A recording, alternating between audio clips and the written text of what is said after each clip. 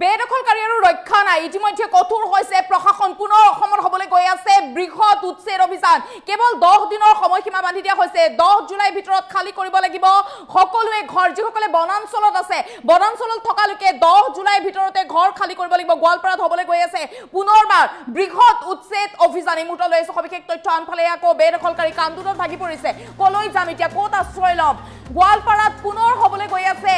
বৃহৎ উচ্ছেদ অভিযান মাইক যুগে ইতিমধ্যে ঘোষণা কৰিছে প্ৰশাসনৰ তৰফৰ পৰা সময়সীমা বান্ধি দিয়া হৈছে 10 জুলাইৰ ভিতৰত খালি কৰিব লাগিব সকলোৱে ঘৰ হাসিলা বিলৰ পিছতে এতিয়া পাইকান সংৰক্ষিত বনাঞ্চলত চলিব বৃহৎ উচ্ছেদ অভিযান বনাঞ্চলৰ ভিতৰত থকা অবৈধ লোকক শীঘ্ৰে ঘৰ খালি কৰাৰ বাবে নিৰ্দেশনা জাৰি কৰা হৈছে প্ৰশাসনৰ তৰফৰ পৰা কৃষ্ণাই বন বিভাগে জাৰি কৰিছে ইতিমধ্যে জাননী সকলোৱে ঘৰ খালি কৰিব লাগিব মাত্ৰ কেইদিনমান সময় আছে তাৰ পিছতে চলিব বৃহৎ উচ্ছেদ অভিযান পাইকান বন বিভাগৰ বিদ্যাপাৰা গাঁৱৰ মাইক যুগে ঘোষণা কৰিছে ইতিমধ্যে বন বিভাগৰ তৰফৰ পৰা ইয়া গোৱালপাৰাত হ'বলৈ গৈ আছে পুনৰ বৃহৎ উচ্ছেদ অভিযান মাইক যুগে ইতিমধ্যে ঘোষণা কৰিছে প্ৰশাসনৰ তৰফৰ পৰা হাসিলা বিলৰ পিছতে পাইকান সংৰক্ষিত বনাঞ্চলত চলিব বৃহৎ উচ্ছেদ অভিযান আৰু বনাঞ্চলৰ ভিতৰত থকা অবৈধ লোকক শীঘ্ৰে ঘৰ খালি কৰাৰ বাবে নিৰ্দেশনা জাৰি কৰা হৈছে কৃষ্ণাই বন বিভাগে জাৰি কৰিছে ইতিমধ্যে জাননী পাইকান বন বিভাগৰ বিদ্যাপাৰা গাঁৱত মাইক যুগে ঘোষণা কৰিছে বন বিভাগৰ তৰফৰ পৰা যদি সম্ভৱ হয় মাইক যুগে ঘোষণা কৰাটো কিছু সময় শুনাই ল'ব বিচাৰিছো টাইমিটৰ দৰ্শকসকলক ইয়া গোৱালপাৰাত পুনৰ চলিবলৈ গৈ আছে বৃহৎ উচ্ছেদ অভিযান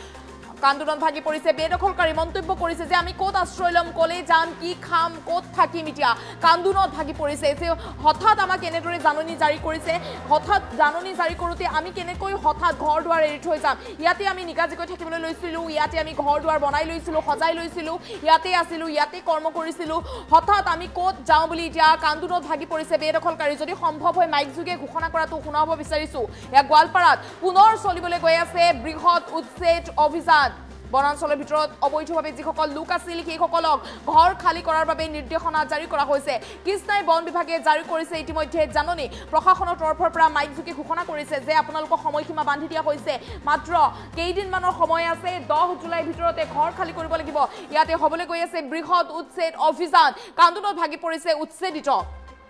আৰু ইয়া গোৱালপাৰাত পুনৰ চলিবলৈ গৈ আছে বৃহৎ উচ্ছেদ অভিযান মাইক যুগে ঘোষণা কৰিছে প্ৰশাসনৰ তৰফৰ পৰা মাইক যুগে ঘোষণা কৰাটো শুনাই ল'ব বিচাৰিছো টাইমিটৰ দৰ্শকসকলক ইয়াৰ দ্বাৰা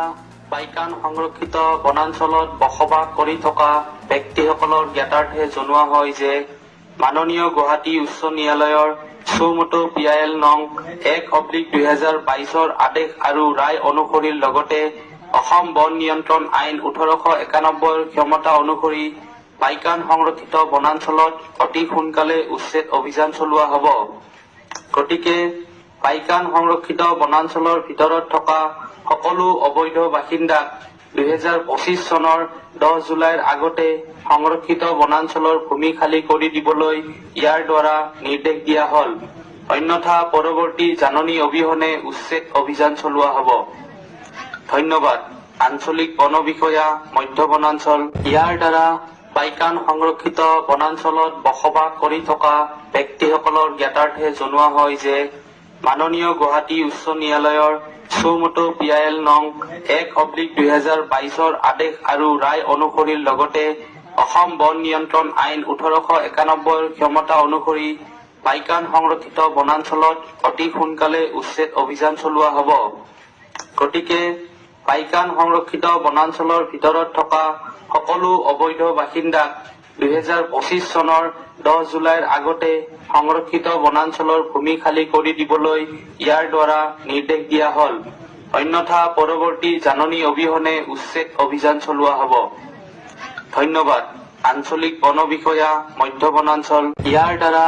পাইকান সংৰক্ষিত বনাঞ্চলত বসবাস কৰি থকা ব্যক্তিসকলৰ জ্ঞাতাৰ্থে জনোৱা হয় যে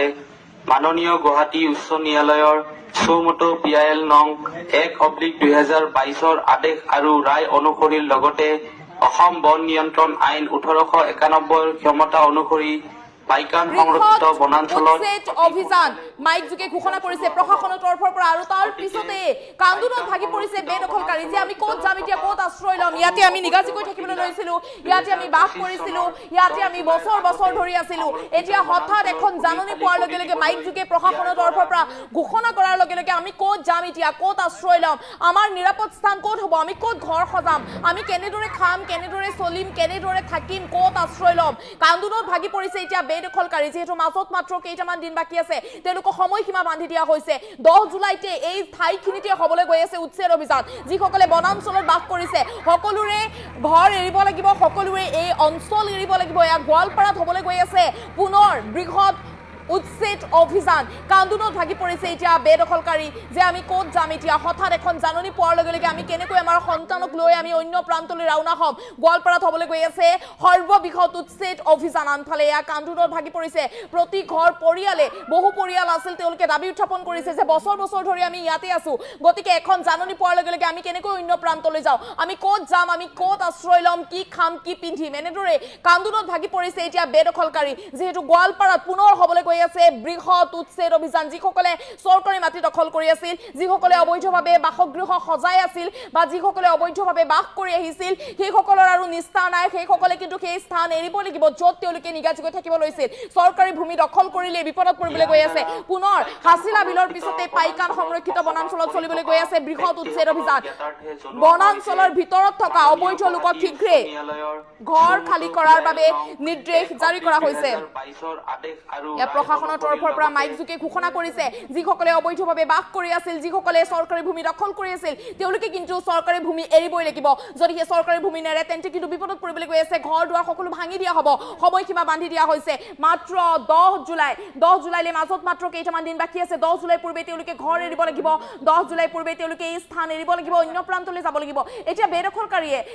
তেওঁলোকে প্ৰশ্ন উত্থাপন কৰিছে যে আমি কলৈ যাম হঠাৎ এখন জাননী পোৱাৰ লগে লগে হঠাৎ প্ৰশাসনৰ লোকৰ পৰা মাইক যোগে আমাক এনেকৈ ঘোষণা কৰি কোৱাৰ পিছতে আমি হঠাৎ এই কেইটা দিনতে আমি ক'ত আশ্ৰয় ল'বলৈ যাম এই কেইটা দিনতে আমি ক'ত থাকিবলৈ যাম এই কেইটা দিনতে আমি কেনেদৰে অন্য এটা ঘৰ সজাই ল'ম তেওঁলোকে এটা প্ৰশ্ন উত্থাপন কৰিছে আনফালে কান্দোনত ভাগি পৰিছে এতিয়া বেদখলকাৰী মন্তব্য কৰিছে বছৰ বছৰ ধৰি আমি এই স্থানতে আছিলো গতিকে হঠাৎ এখন জাননী পোৱাৰ লগে লগে আমি কেনেকৈ অন্য প্ৰান্তলৈ যাওঁ বছৰ বছৰ আমি ইয়াতে বাস কৰি আহিছিলো ইয়াতে আমি ঘৰ দুৱাৰ নিগাজিকৈ সজাই লৈছিলো ঘৰ সজাই লৈছিলো আমাৰ পৰিয়াল ইয়াতে আছে আমাৰ সন্তান ইয়াতে ডাঙৰ হৈছে গতিকে আমি হঠাৎ কেনেকৈ অন্য প্ৰান্তলৈ ৰাওনা হওঁ অন্য প্ৰান্তলৈ আমি কেনেদৰে যাওঁ এতিয়া প্ৰশ্ন উত্থাপন কৰিছে প্ৰশাসনৰ লোকক যেহেতু ইতিমধ্যে মাইক যোগে ঘোষণা কৰি দিছে ইতিমধ্যে আপোনালোকে শুনা পাইছে টাইমেটৰ দৰ্শকসকলেও শুনিছে মাইক যোগে প্ৰশাসনৰ তৰফৰ পৰা এই কথা উল্লেখ কৰিছে যে 10 জুলাইৰ ভিতৰত ঘৰ খালী কৰিব লাগিব গোৱালপাৰাত পুনৰ হ'বলৈ গৈ আছে বৃহৎ উচ্ছেদ অভিযান হাছিলা বিলৰ পিছত এইবাৰ পুনৰ চলিবলৈ গৈ আছে গোৱালপাৰা বনাঞ্চলত উচ্ছেদ অভিযান বৃহৎ উচ্ছেদ অভিযান চলিবলৈ গৈ আছে